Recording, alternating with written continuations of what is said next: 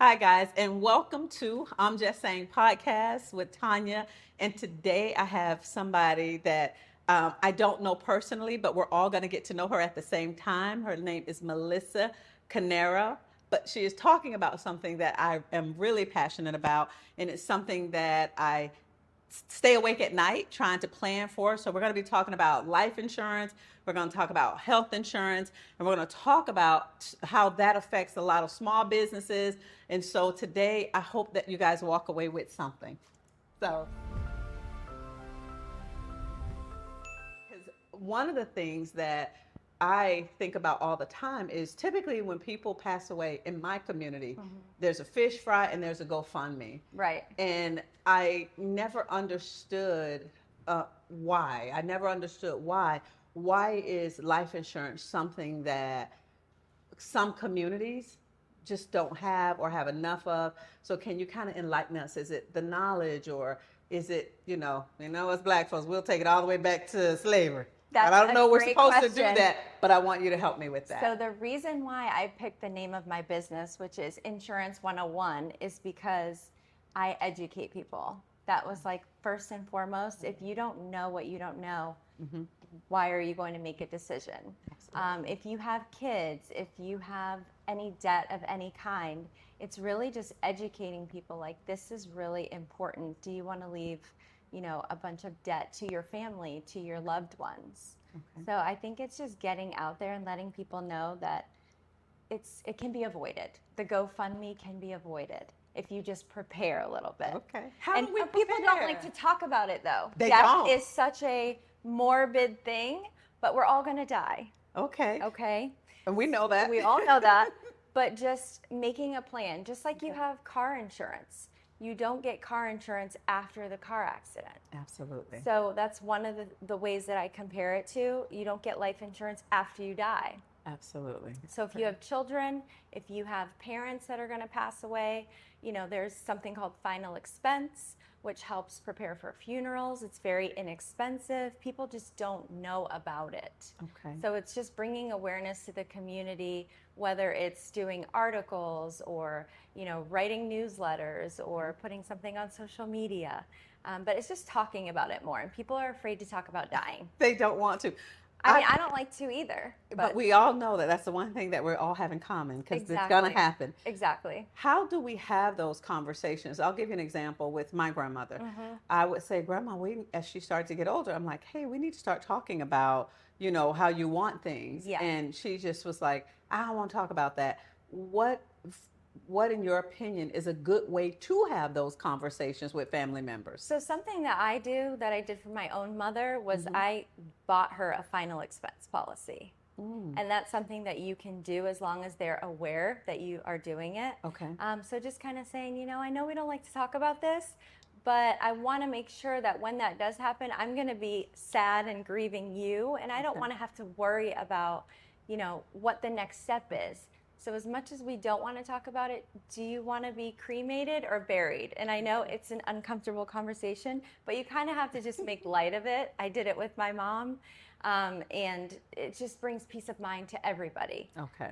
So just figuring out there's no good time and place. It's just like, hey, Grandma, you kind of need this, and it'll help us all out. Absolutely. So one of the things that I would do, and I'm just going to say this for the folks that are out there, Yeah. I would try to watch TV a little bit with my grandma, and I would say something like, oh my gosh, I don't think I want to be buried like that, or I want this. And then she would kind of open up more about what she would want. So Correct. I think having that kind of dialogue in families.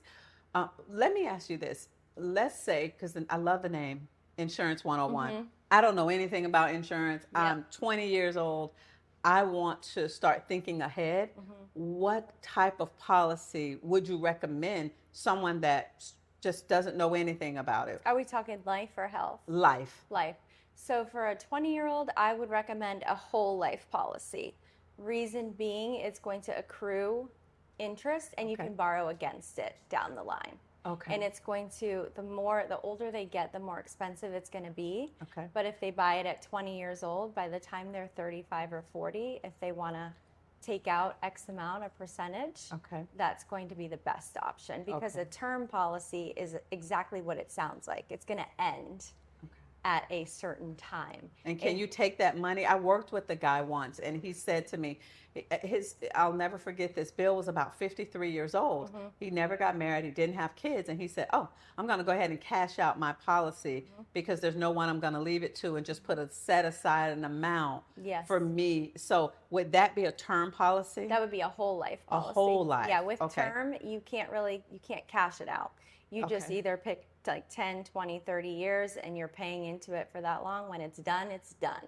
Okay. But the reason why people get them is because they don't prepare, and that's the only thing they can afford. Oh, well, so is it less expensive to do It is. the term? It is. Okay, y'all listening. If it's 20 years old, starting out, Yep. you would want whole Correct. life policy. Correct. And the term means there's going to be a certain term that it'll end. Yes, that's correct. Okay, well, my grandma, when she passed away, she had about 7 or 8 policies, and they were, I mean, $2,000, $1,500, and the insurance company allowed me to. Now I pay for my brothers and sisters, and I take care of that. So she would have had that would be whole. She could have had a term and it hadn't ended yet. So Okay. for example, I got a life insurance policy at 40. Okay. And it's a 30-year policy. So it's going to end at 70. But depending on when she got it, it could have been a term or a whole life. Whole life just means until you die. Okay. And term is just X amount of time. So depending on when she got it, it could have been either one. I went through not understanding insurance, and then I started taking out policies. We lost my mom very young, and Sorry. my grandmother was kind of the person. You know, there's a guy that used to come over, sit at the table, Yep. and she'd give him money. And Yes. I remember that, not understanding. But then I thought, when my mom passed away, there was no money. We didn't have anything. Nobody. And so in my mind, very young, I was 16. I was thinking, gosh, if somebody had insurance, my grandmother would have helped with taking care of us. Right. So for me, I think it's really important that we let people know that these policies are doable and they can be affordable. Yes. So can you give us some of the pay, as far as how much would it cost someone, and then when does it get really expensive? My sister is on dialysis, and so for her, I was able to keep the policy that my grandmother had, but it was going to cost me a lot if I wanted to try to get more money. So Yeah. kind of explain the cost and how they break that down. So the cost is really based on health and the Okay. person's age. So for example, if your sister is on dialysis, she would not be able to get the full payout of a life insurance policy because she already has, whether it's cancer, heart attack, dialysis, anything like that. So any pre-existing. She can still get a policy, Okay. but it's going to be a specific type of policy. It may not be able to be term, or definitely probably not whole life, but what's called the final expense. That is for people that are 55 and above, and then people who have major pre-existing conditions. They can get something, but it's going to be underwritten, and it's going to say you get a percentage of the payout because you have this. Wow. So it really just depends. And if they're, how old is your sister? She's 52. She's 51. So just kind of off the top of my head, probably somewhere around 20,000 would cost like $80 Oh, wow. or $70 a month. Guys, that's it. Yeah. $80. Yeah. Are you serious? Yeah, I mean 20,000 isn't like, Yeah, but it's something. but it's something to help when things go bad. Wow. Yeah, and another one that I wanted to mention for 20-year-olds that's a really popular life insurance is an IUL. I've heard of that. Is that, I think I have that. Is it like Transamerica? A Transamerica does have IUL, but IUL is based on the stock market. So it's, a lot of people like it and a lot of people don't like it, because if the stock market goes up, the IUL goes up. What does IUL stand for? So it's like an individualized underwritten policy. Okay. So it's great for when people are young. IUL. I don't recommend like when you're over, I don't know, 50. Okay. You really, doesn't really make sense. Okay. It does accrue over time. Oh, I like that. You cannot cash it out for probably like 15, 20 years. Oh, wow. But it is based on the stock market. So there is a little bit of a risk involved, but some people like it. But that's another great option for a Oh my young gosh. person. We got to get young people into this. I Yes, think we that do. we talk so much about money, and right now in the internet, everybody's in their own, all these, everybody wants to be an entrepreneur. Yes. And I think this is definitely something that people can get into. So we got whole life, we got term, Yep. we got IUL. Yep. I guess where I want to go now is once they get these policies, I'm going to backtrack because I thought about this. There's a lot of autism now and people that have special needs. What our policy, does that have any type of bearing on what they can get for a kid? It does a little bit, Okay. but if they're under 20, that's the best time to get it. Like if they, have autism. Okay. I have more and more grandparents calling me to get life insurance policies for their grandkids, which is great. Okay. Like I'm going to give the gift of a whole life policy. Oh, I love that. Because you can have several. So you can buy one with Transamerica, you can buy one with Mutual of Omaha. So you're giving a gift of financial independence and savings. Okay. Put that on your Christmas list. Yes, You can put do that that on for your folks. Christmas list. Exactly. Can you do that for anybody? If I say, you know what, I want to get life insurance on my girlfriend. This girl is living her best life. She have a hot girl summer, and I don't know how long she got. Right. So, she would have to sign, obviously, Okay. and you would have to just say, hey, I want to get you this gift. Okay. But you could absolutely do that as long as she was aware that you were, purchasing that for her. Wow. Yeah. So when we're in terms of insurance policies, I'm going to go back, and I don't want to harp on this, but I want to speak to a lot of marginalized communities. And is it that you think that the conversation is uncomfortable, or because I'm telling you, I don't know how many people in my own family, when someone passes away, we're always gathering up money. And it sounds so simple that, gosh, somebody could have just got an $80 policy on this person. Yeah. Is it really that simple and people just don't do it? I think people are afraid that it's going to be too expensive. That's the main thing. So they don't Ignorance. even inquire. And at the end of the day, it's not that expensive, but people just put it on the back burner. Okay. Because it's not something like car insurance that you legally have to have. Got it. Where almost, I think it should almost be. It should be. So that's really the main issue. People just think it's too expensive. I can't afford it. Okay. Yeah. Well, I definitely, I'm telling you, it's always on my mind because I always think, why aren't people being prepared? I had a guy call me. I didn't know what he was talking about, but it sounded real good. And he was like, you can get this policy. And I think I pay like $700 a month. Okay. And it was with Transamerica. Okay. I didn't even understand a whole lot. But when he told me the benefit that it would be for my family if something happens to me, I felt like this is worth it. Yeah. So based that's on why, the price, I think it's a whole life policy, Yes. which is great. That's what I think it is. And the main thing too is that But I could take money out yeah, at you some can point. take money out. Yes, Exactly. and I'll look in over time. But then I asked good old fashioned Chat GPT, Good old- was this a good policy? And it was telling me that there were other policies that I probably should have done because it kind of did the calculation that based on what I'm accumulating and going, you should have gotten, I forgot what it was, but it was like, you should have gotten this. Okay. So I guess, do you look at those policies as good policies? Is that I a do. good policy? I think the whole Okay. life is honestly the No best matter policy. where you get it from. No matter, I mean, there's some carriers that have better reputations. Okay. The Transamerica is amazing. Okay. Mutual of Omaha. So I have my favorite Okay. carriers that I work with. But I know you're a mom and I'm a mom. I can't sleep at night if I don't have life insurance Yep. because if something happens, I know that, Absolutely. Yeah. And my daughter, I got a policy on my daughter, and it was $100. And that's one of the things I called all my girlfriends, and I was like, "Girl, this was $100." And you don't want to talk about death, but owning assisted living facilities, that's the business I'm in. Yeah, I was going to ask So- you, I mean, how many people that you have run into in your own, Yes. career that you see that Yes. aren't prepared? It's interesting that there are certain communities that they are prepared. They're, in my opinion, like overly prepared. Right. And then there are other communities where I see they're not. And then Yeah. there's this fighting that happens and this discourse.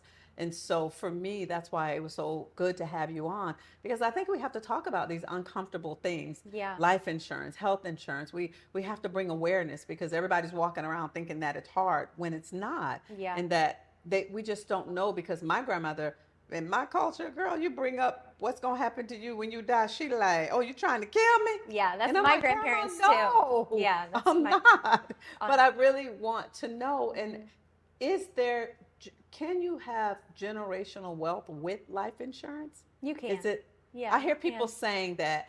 Tell me what do they mean by that? They mean whole life policies. They mean IULs, and I think what mostly they mean by generational wealth is, like we said, if somebody passes and they leave us with X amount of debt, we're already starting off on a bad foot here. We have to.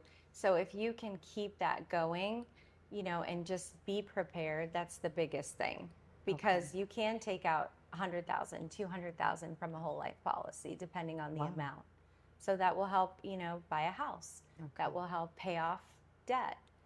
So, and I've actually been really passionate about maybe going to assisted living homes or talking to people with parents over 60, just to prepare them and help them. Yeah, I think that's really, really important. Can you get a policy on someone that's, let's say, 70?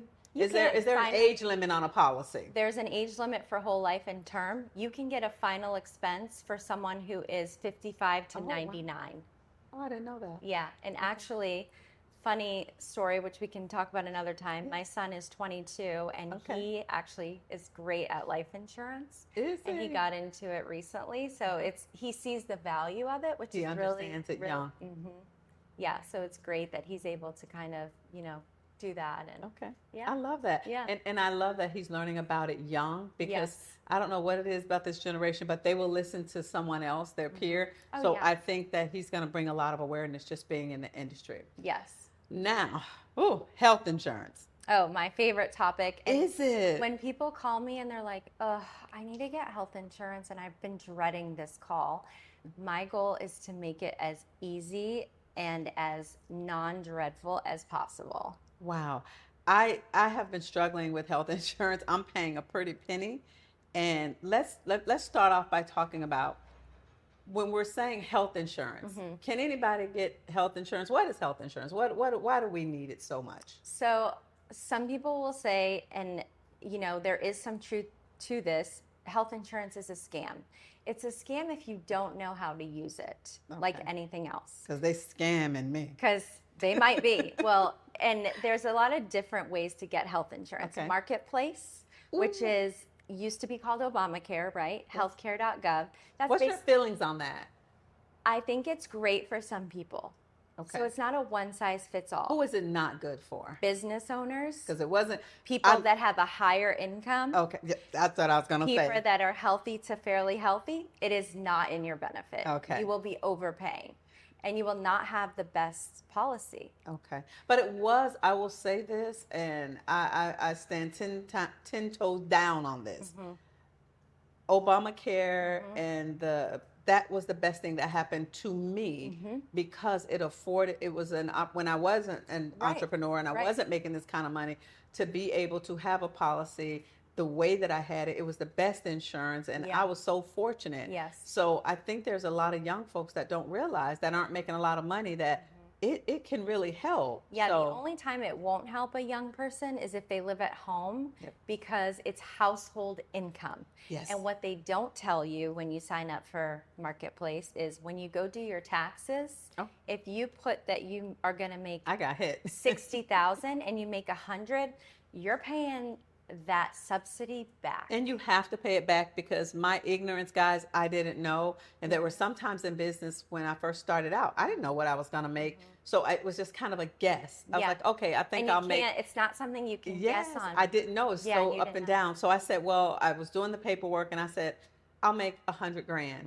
And I made 4 times that. and then I wound up paying back. And that's one of the things that people need to understand. Yeah. My tax bill was like 38,000 because they were like, hey, that percentage that we, so explain the breakdown, because people think, oh, I just got cheap insurance. Yeah. Can you explain how it's, because no one, I wish my agent had told me that. Yeah. That, because I would have called and said, hey, I'm doing real good this year. I need you to change this. Yeah. What's the breakdown? Like, what is the government paying a portion? How does it really work so people understand? Yeah. So basically, it goes off of how many people are in your household, Okay. what the total income is. So if, for example, it's a family of 3 and their income is 30,000, Okay. that's a great candidate because they're getting a subsidy from the government, and they're able, as long as they're able to say, I'm going to make X, Y, Z. If it's a family of 5 and, you know, it's 70, 80, 90,000, somewhere around there. So it's really based on income. Income is the most important factor. I didn't know I was going to do that good, but I Yeah. didn't like getting that hit at the end. And if they tell you, well, I'm not really sure, it could be, but the good thing is if it starts out as like 30,000 and they end up going up, you got to call Yes. the marketplace. That's why you need a good agent. You Because need that a guy good should have agent. called me and said, Yeah. or just checked in with me, and I would have said, hey, you know what? Business doing way better than what I could have thought. Yeah. And so I didn't know that. And then at the end, when I did my taxes and they said that I owed this money, I was so confused. They're like, we need a 1095 form or Yep. something like that. Yep. And I was like, oh, okay. So I think people need to understand that, yes, Obamacare and the marketplace, it's really good. But like can you be. said, for an entrepreneur, for people that are above a certain price point, Correct. then it probably wouldn't be in your best interest. So for me, I immediately called the next time and said, okay, I can't do the Obamacare.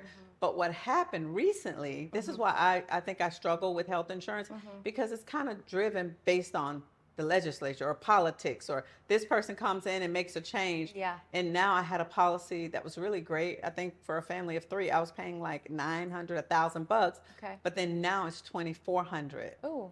So Yeah, I that's got nice. hit really hard, but because I wanted a good policy. Yeah. So Yeah. kind of explain how does it fluctuate so much? So is it still a marketplace plan that you No, have? Okay. I good. got out of them. So private insurance is something people don't even know exist. And I work a lot with the private carriers, and it is state legislated. So I'm licensed in 47 states. Oh, wow. So based on that state is what kind of they offer, whether it's Aetna, Cigna, Blue Cross. Okay. So, you know, basically the questions I ask people are demographically, what is your health? It's really based on health. Okay. And then what's important to you in a policy. Okay. But for a family of 3 on a private insurance plan, you know, typically based on the ages, you know, anywhere from 600 to 700 to 800. I mean, I really try to just, again, it's not a one size fits all. In doctors, if you have specific doctors that you want to go to, that's really important. That's why I changed. Okay. Because I had an HMO, and then nobody accepted this. Exactly. And I was like, wait a minute.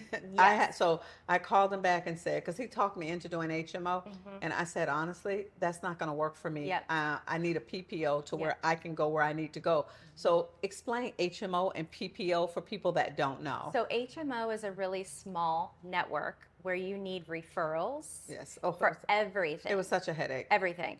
I personally, it's not my favorite Yeah. HMO unless somebody tells me it doesn't matter. I wanted the cheapest. Okay. Okay.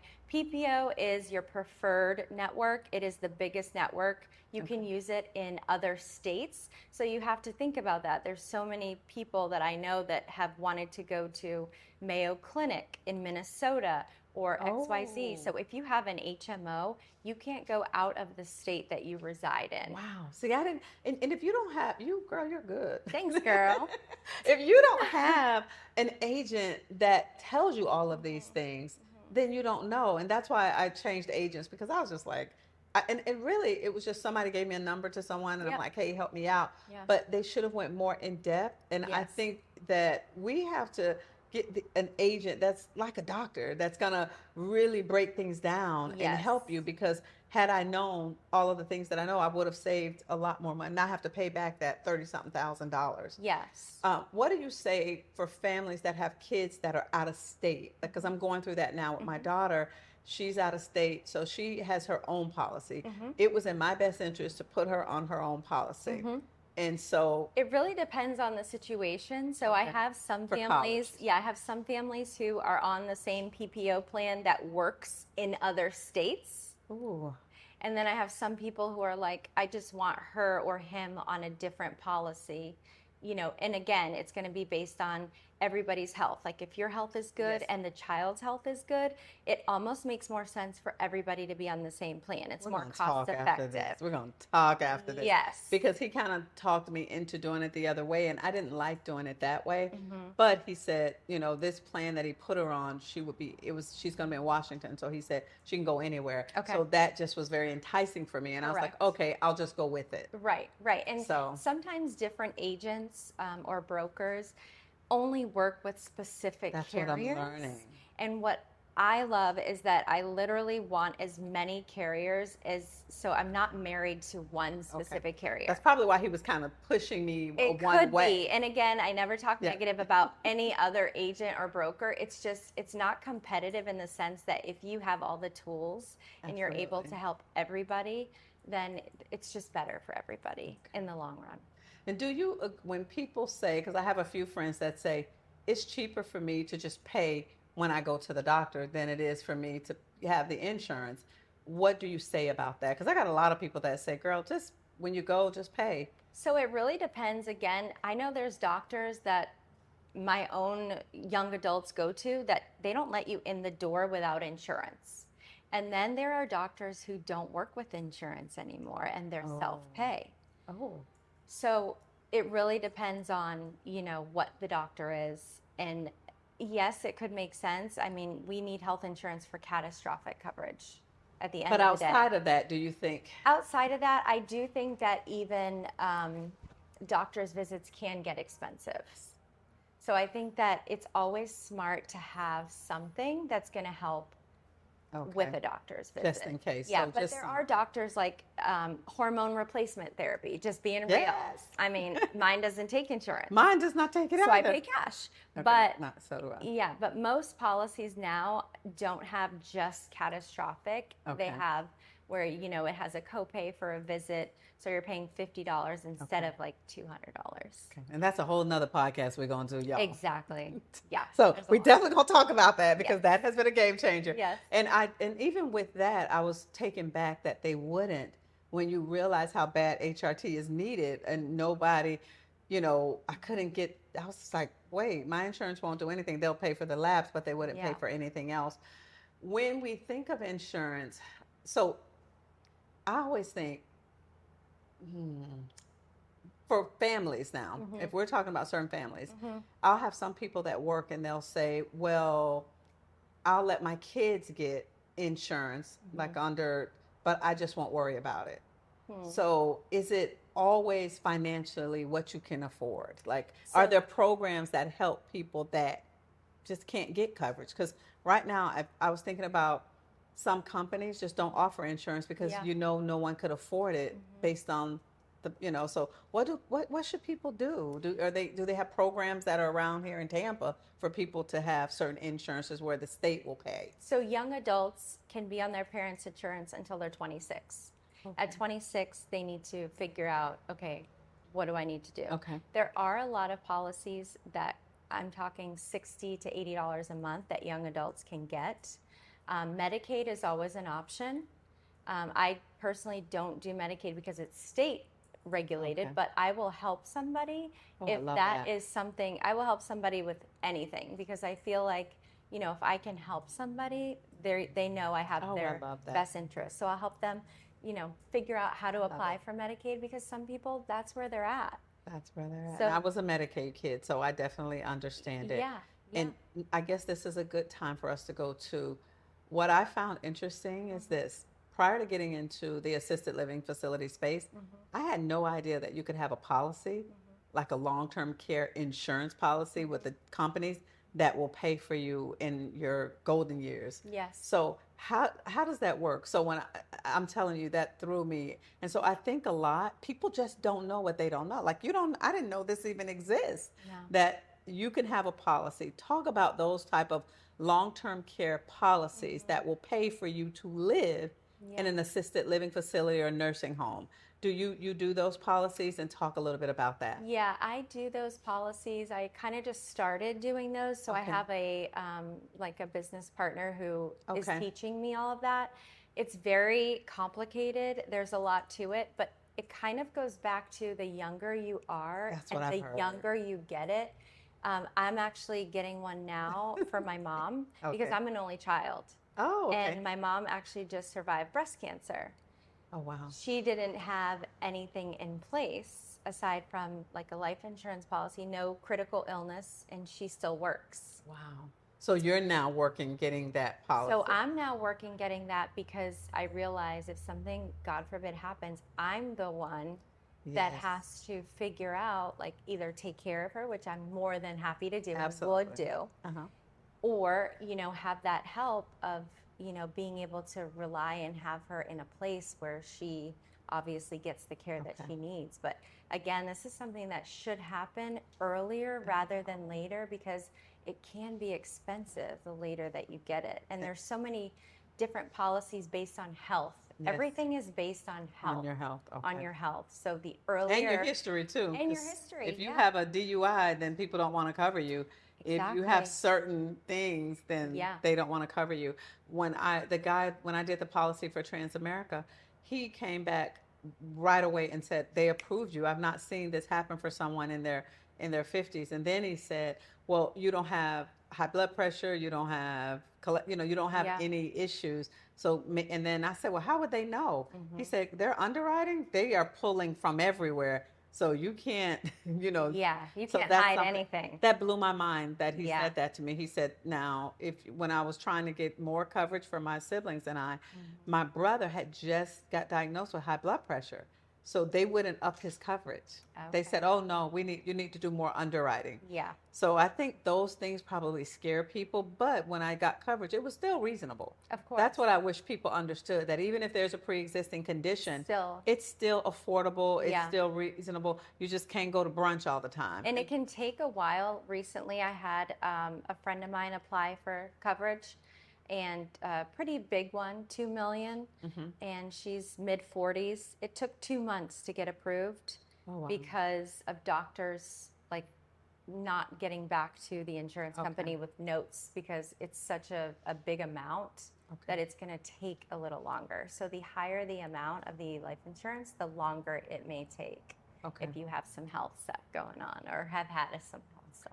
But I do think that these conversations that we're having, I think they need to be had. I think people need to know more about coverages, insurance, and how they play a Yes. part. Because again, someone passes away and there's $1 million policy. Yes. It That's is life-changing. life-changing for generations. Correct. It can be. So I think us having these conversations and sitting across from each other and just being honest about the fact that I didn't even think you could get a policy for $80. Yeah. I didn't even think that. Yeah. I mean, that's brunch. And I always say that because I have a friend that we were talking. I'm like, girl, you go to brunch with me in a heartbeat. Right. But you don't want to pay this policy. And when you start talking like that, then people go, oh, you know what? Okay. Yeah. So I think us taking away that stigma of not, wanting to talk about death or wanting to talk about insurance, because it's like you just kind of, and there's a lot more, and let's be honest, there's a lot more cancer that we're seeing and a lot more diseases and a lot more things that are on the rise. Yeah. That I think that I definitely want to have something. Yes. Especially being over 50, I'll be 53. It's important for me to get these checkups and do all of those things. So I think it's important for a lot of people. Yeah. How can people because I definitely am going to be contacting you. Good. How can people get in contact with you? So the best way is my Instagram, which is Melissa at Insurance 101. Okay. And then I do have a landing page. I'm working on a website right now. Okay. But Insurance 101 is the name of my business. I love it. And again, the reason is just for educational purposes, just trying to reach as many people as I can. That's kind of my goal for 2026 and 2027 is to just start educating people. Okay. I Yeah. always want to kind of end with make it about you. Why did you choose insurance? What about insurance made you say this is something that I really want to get into? Because I think it's really important. So I'll be honest, the reason why I chose the career was because I wanted to make a doctor's salary and I was a single mom. I love it. That was one of the reasons. I love I it. was like, the potential for this is great. After I started learning about, because I'm the type of person, I'm competitive. So if I see other people making good money, I'm like, well, if they can do it, I can do it. But then there was something more. It was, I Yes. actually really care about people Me too. and I would never do anything against morals and values. So that led to my referral based business. Okay.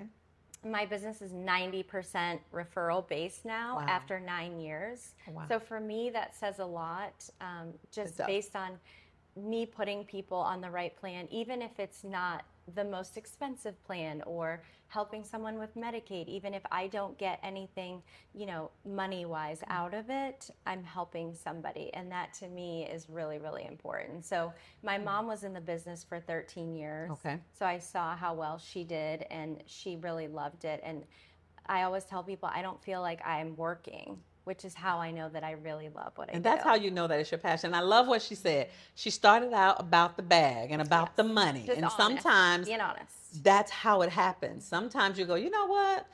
I can make some money doing this. Yeah. And then you get into it and you say, you know what? This is bigger than money. Yeah. This is purpose over profit. Yep. And then the money just starts to flow to you. And I'm willing to take calls at, I can't tell you, the other night, a call at 10 p.m. I love it. My son's going out of town. I don't feel comfortable with him traveling without insurance. Okay, give me a minute. Wow. If I'm awake most of the time, like I'm that person that's going to answer my phone. I love it. I love it. or just go above and beyond. Okay. So, yeah. Well, you have definitely enlightened me, educated me, and now I'm going to go tell people a lot of the things that you just told me. Yeah. So I want people to make sure that they follow you. Thank you. And Insurance 101 is an awesome name. I love you. it, girl. Thank you, Insurance girl. 101. So definitely reach out to Melissa, contact her, and say what's your Instagram handle. Is it just Melissa Melissa at Insurance 101? Yes. And contact her. Yes. And thank you guys.